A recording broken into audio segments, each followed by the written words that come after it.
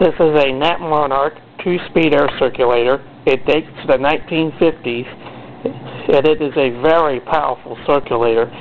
This is probably one of the most powerful table fans I have ever used. It has 2 speeds, and I believe a 1/4 horsepower motor. I can turn it on right here. The switch is on the bottom right here, so I can reach it.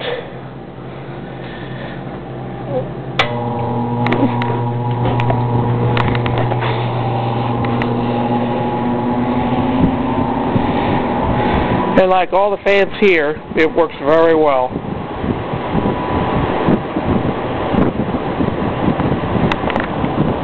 This is on low speed. I can switch it. This is just on low speed right here. And I can switch it to high.